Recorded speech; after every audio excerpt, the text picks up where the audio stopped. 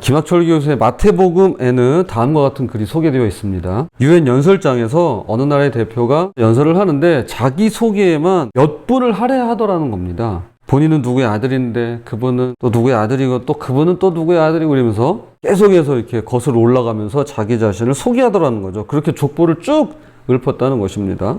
우리가 들었으면 어리둥절했겠죠. 누군가 여기 와가지고 자기소개를 하는데 저는 아무개입니다. 이렇게 말 게 아니라 저희 아버지는 누구시고요. 그 위에는 누구요. 누구 이러면 정말 어리둥절했겠죠.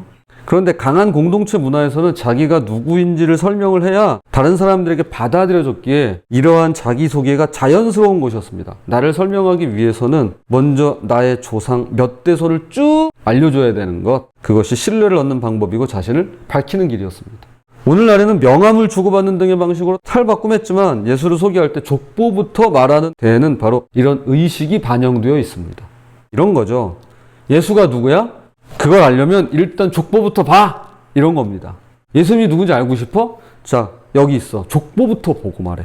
그 얘기입니다. 오늘 본문은 이런 의미가 있습니다. 고대 근동사회에서 족보는 더욱 중요했는데요. 세 가지 목적이 있었습니다. 첫째는 혈통주의입니다.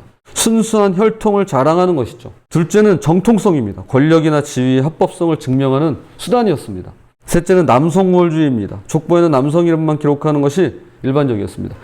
마태복음도 예수님의 소개를 족보로 시작하죠. 사람들이 왕가의 영광스러운 혈통을 기대하는 건 당연합니다. 그런데 자세히 들여다보면 우리의 모든 예상을 뒤지는 놀랍다 못해 경악할 만한 이야기들이 숨어 있습니다.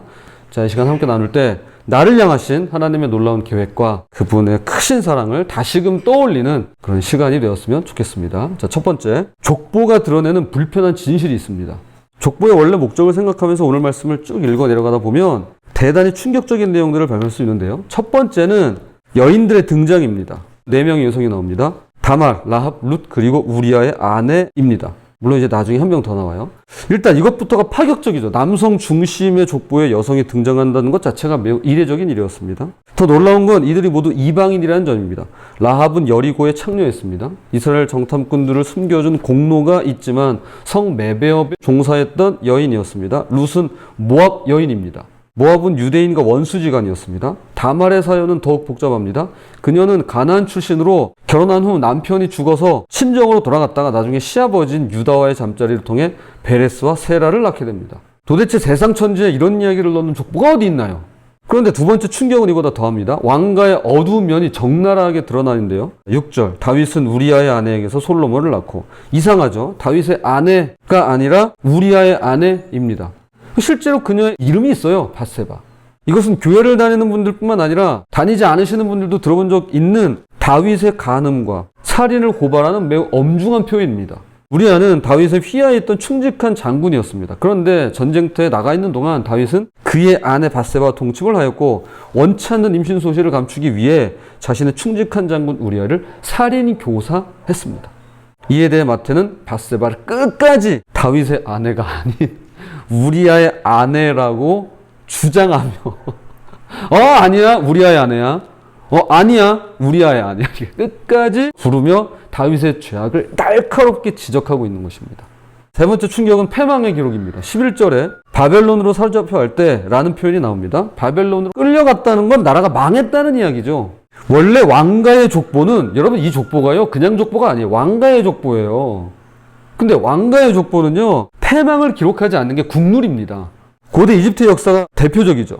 결코 패망을 기록하지 않았습니다. 싸워서 이집트가 이기면 당연히 이긴 거고요. 비기면 이집트가 이긴 것으로 기록합니다. 심지어 졌을 때는 아예 기록을 하지 않거나 기록에서 빼거나 이긴 것으로 기록합니다. 그런데 예수님의 족보는 바벨론으로 끌려간 일을 적었을 뿐만 아니라 시대를 구분하는 중요한 사건으로 2번이나 기록합니다. 바벨론 제국의 멸망을 당한 그 원한과 치욕의 사건을 기점으로 말이죠. 자, 그런데 이게 다가 아닙니다. 이건 진짜 충격적인 얘기예요. 네 번째, 결정적으로 충격적인 내용이 나오는데요. 16절, 야곱은 마리아의 남편 요셉을 낳았으니 마리아에게서 그리스도라 칭하는 예수가 나시니라. 자, 우리는 그냥 그런가 보다 하고 읽을 수 있는데요. 철저히 가부장적인 사회에서 어떤 남자를 아무개 여인의 남편으로 소개하는 건 상상하기 힘든 일입니다. 이거 있을 수도 없는 얘기예요. 더욱이 족보에서 말이죠. 누구의 아내, 이게 정상적인 표현이죠. 아무개의 남편, 이거는요 있을 수 없는 얘기예요. 그 다음 문장은 그야말로 충격의 도가니입니다. 그리스도라 불리는 왕가의 혈통 예수께서 마리아에게서 태어났다고 기록합니다. 우리는 그냥 마리아에게서 그리스도라 칭하는 예수가 나시니라 이렇게 읽어져요. 이거 뭐 그렇게 와닿지 않아요. 근데 여러분 보세요. 기껏 누가 누굴 낳고 하더니 정작 예수님이 요셉하고는 혈통관계가 있나요 없나요? 없다고 말하는 거예요. 지금 왕가의 족보잖아요. 기껏 다 얘기해놓고 지금 예수가 요셉이 아니라 마리아한테서 났대요. 왜 이러는 걸까요? 족보의 근본 목적인 혈통 계승이 여기서 완전히 단절되고 있는 것입니다. 자, 그런데 이토록 불편한 진실을 한꺼풀 벗기고 자세히 들여다보면 둘째로 하나님의 놀라운 포용을 만나게 됩니다. 이 모든 파격은 결코 우연이 아닙니다. 마태는 의도적으로 족보의 전통적인 이념을 해체하고 있습니다. 전통과 보수가 있고 동시에 해체와 전복이 있는 것이죠. 족보는 혈통주의, 정통주의, 남성우월주의, 도덕주의를 강조합니다. 그리고 마태는 족보의 한 측면에서 주류 이데올로기를 반영하고 있죠. 예수님을 다윗 왕가의 후손으로 소개하는 방식으로 말이죠. 그래서 쭉 왕가의 족보구나, 왕가 출신이구나, 다윗을 보면 알잖아요. 그러면서 쭉 내려왔는데 그런데 그 속을 들여다보면 동시에 그것을 해체하고 있는 것입니다. 하나님의 구원 계획이 인간의 편견과 경계를 뛰어넘는다고 말씀하는 거죠. 배제되고 소외된 사람들, 완벽하지 않은 과거를 지닌 사람들, 심지어 민족의 원수까지라도 하나님의 구원 역사에서 제외되지 않는다. 누구든지 얼마든지 왕의 족보에 참여할 수 있다 라고 말씀하는 것입니다. 결코 버림받은 자녀는 없습니다. 결코 나 몰라라 하는 하나님의 백성은 없습니다. 라합 같은 창녀도, 룻 같은 이방인도, 다윗 같은 죄인도 모두 메시아의 조상이 되었는데요. 이 얼마나 놀라운 사건인가요? 당시 유대인의 관점에서 보면 이건요 정말 있을 수도 없고 있어서도 안 되는 말이에요. 그래서 마태복음이 유대인의 복음이에요. 자, 봐. 더 놀라운 것은 하나님께서 이러한 불완전한 자들의 후손으로 완전하신 구원자를 이 땅에 보내셨다는 사실이죠. 이렇게 불완전한 인간의 족보의 끄트머리에 완전하신 예수님께서 태어나셨어요. 인간은 실패하고 넘어지고 죄를 짓지만 하나님은 이 모든 것들을 뛰어넘어서 그분의 구원 계획을 이루어가고 계십니다. 바벨론 포로란 최악의 상황에서도, 이방인들의 침입 속에서도, 도덕적 실패 가운데서도 하나님의 약속은 계속해서 이어져 가는데요. 결국 마태복음의 족보가 말하는 바는 구원은 혈통이나 행위가 아닌 하나님의 은혜로만 이루어진다는 진리입니다. 하나님의 은혜. 완벽한 사람 없습니다. 아무도 없습니다. 모두가 하나님의 용서와 은혜가 필요한 존재입니다. 자, 그럼 예수님의 정체는 무언가요? 그분은 왕이자 이스라엘의 야훼께서 왕위를 약속하시는 다윗의 후손입니다. 그런데 예수님은 인종주의, 성차별주의, 엘리트주의, 성공주의, 혈통주의, 도덕적 자기중심주의를 무너뜨리고 오시는 왕입니다. 그러기에 오늘 우리에게, 오늘 현대사회, 우리 현대인들에게 꼭 필요하고 가장 필요한 인물이십니다. 우리야말로 얼마나 인종주의, 성차별주의, 엘리트주의, 성공주의, 혈통주의, 도덕적 자기중심주의에 빠져 있습니까? 우리만큼 빠져 있는 사람들이 어디 있어요? 과거에 언제 있었어요? 지금처럼 혐오가 극대화돼 있고, 지금처럼 젠더 갈등이 이렇게 심각하고, 지금처럼 엘리트주의로 인해서 독재를 대체하고, 지금처럼 성공에 목말라 하고, 지금처럼 자기중심적인 그런 시대가 어디 있습니까? 이걸 무너뜨리고 오시는 왕, 바로 예수 그리스도이십니다.